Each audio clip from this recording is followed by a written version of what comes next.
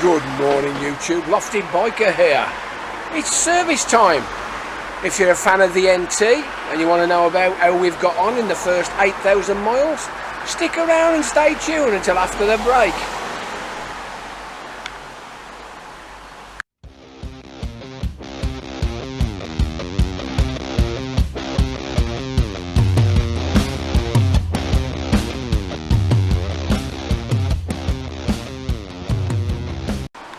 So here we are, looking filthy. Let's just put the dash on for you.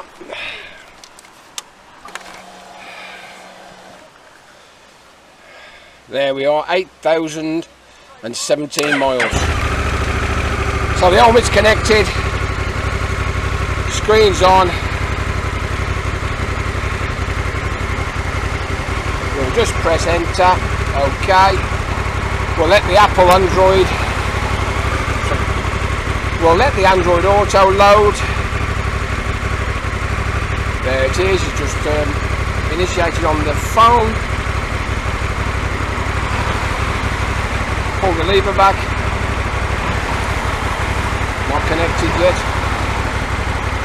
Android Auto connected. Little triangle appears in the corner.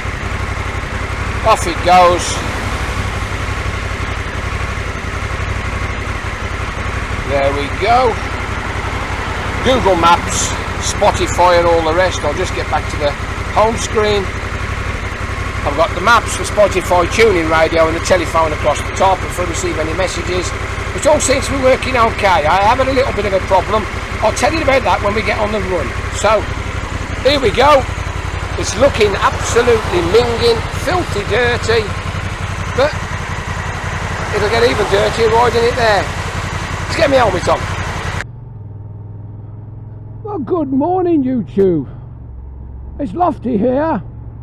As I said in the intro, the bike's done 8,000 odd miles. I'll just show you, can you see? 8,035 it's done now. So we're gonna pop up to Damerells. I've got it booked in, Matt's booked it in for me to have the service done today, which I'm very pleased about. Due to the time of year, I got in at quite short notice. As you can appreciate, in the middle of the summer it was 6 weeks waiting, but if you want a service done at the moment, you can more or less get one done within a few days, so it's quite good. So let's have a little chat about the old NT1100. Firstly, I'm very pleased. It does exactly what it says on the tin. It's a 13 grand bike with panniers as standard that you can ride 2 up, 1 up, tour, scratch, do whatever you want. It does the job very, very well. So there we go. I've grown to enjoy the suspension, especially on these Cornish roads. Yeah, the suspension, it's a funny one, isn't it? When you're pressing on, you want lots of dampening, and when you're on poor quality B roads and potholed up A roads, you need a little bit more spring. I'll just nip past this van while it's nice and clear. There we go, easily dispatched. One thing about the DCT is it's so smooth, it's beautiful, it just picks up and away it goes. So let's get back to the beginning. So, as you know, when I first had it, I had that bit of a problem in not getting the seat off. I've found out since there's about 5 or 6 others had a similar problem.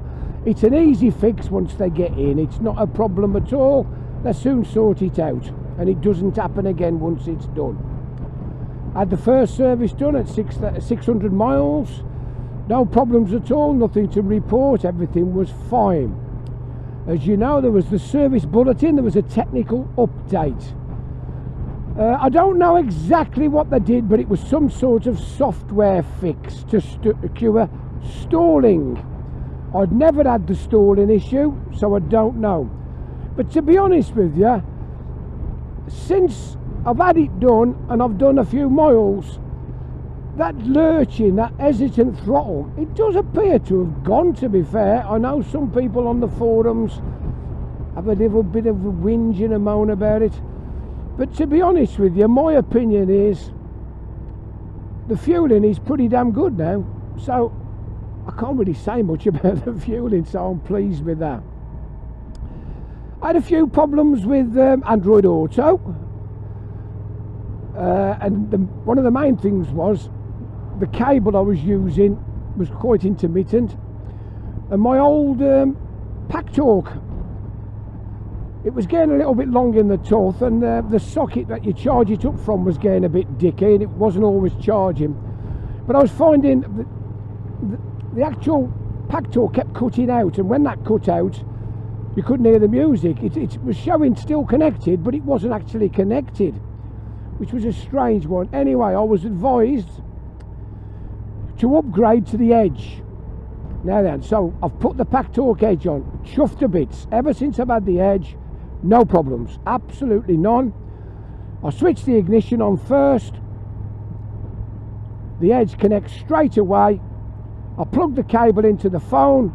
As I told you in the previous video, I've got this half a metre very fast data type cable, and bingo, it works every time. One thing I have had, I don't know if anybody else has, is like now I'm in Apple, well, Android Auto to be fair. I pull the button, my screen's on. Now I could have activated the music. I often have the radio on, so the radio will be playing and I'll be riding around for, I don't know, an hour, and then I'll pull the button and it doesn't go back. It stays frozen in the dashboard screen. So I'm not actually sure what's going on there, whether it's an Android Auto clunkiness in the interface, or whether it's something to do with the actual screen itself. I know some people have complained about the finish on the screen and the touch screen, so you touch it, nothing happens. Well, when you're riding along, as soon as you go above about 2 miles an hour, you can't activate the screen by touch anyway. But they are saying even when they're stationary, they can't activate the screen. I don't know. I tend to use the buttons. Here's the buttons on the left hand side, lots and lots of them. You soon get used to it. It's fairly intuitive. It's ever so simple, really.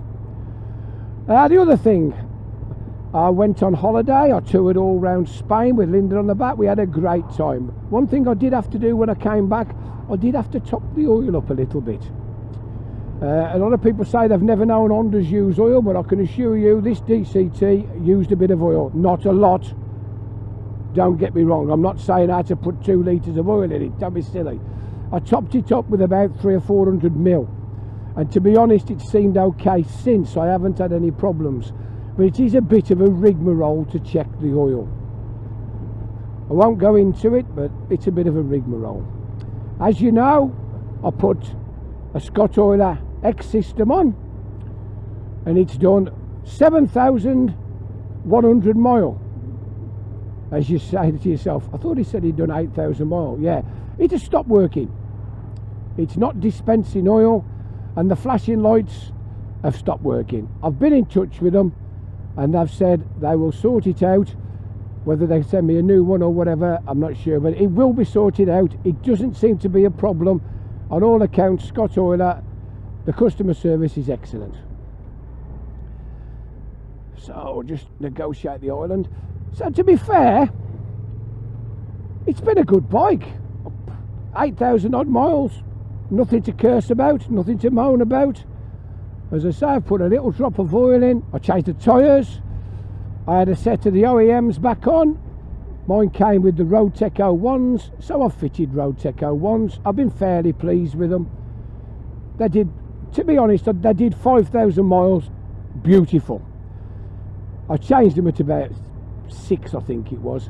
The last 1,000 mile, they were starting to go off a little bit, as you can appreciate, but comfortable, and I'm quite aggressive on tyres. I do like to accelerate and brake. It's the way I ride, it's the way I drive cars. I've always been the same. Hammering it down, bang the brakes on, round the bend. That's the way I ride. I'm riding nice and steady today, as you can appreciate. So,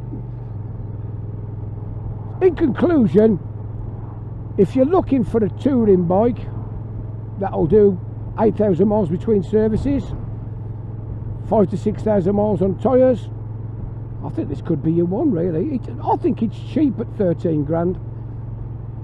So I'm going to drop it into Damerells now. and I'll tell you exactly how it feels and how much it hurts after I've paid the bill when I pick it back up. So I'll just get around the bend and I'll say, I'll see you in a minute. Cheers.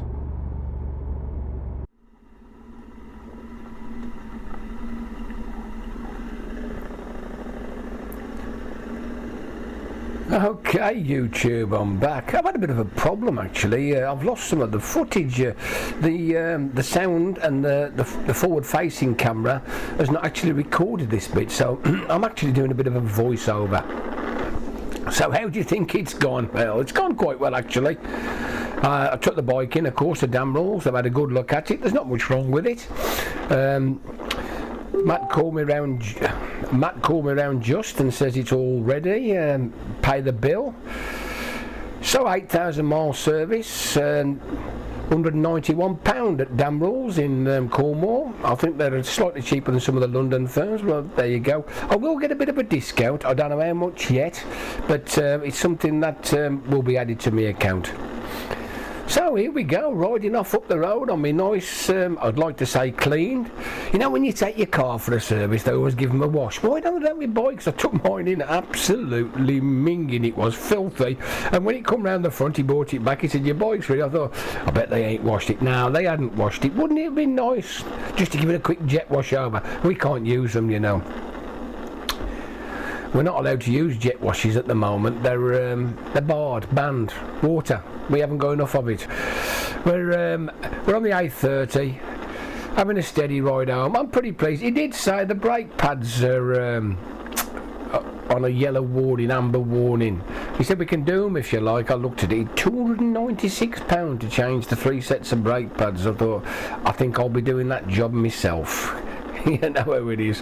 It's not a difficult job, plus the fact I can give the calipers a good old clean at the same time and make sure everything's in pristine condition. So that's my next job. Rung Ollie up at Motorcycle Essentials. I've ordered some pads and he's going to send them down to me, so that's great. We'll have some pads. Anyway, I'm waffling on. Have you enjoyed the video? I've enjoyed riding the bike, I've enjoyed making it.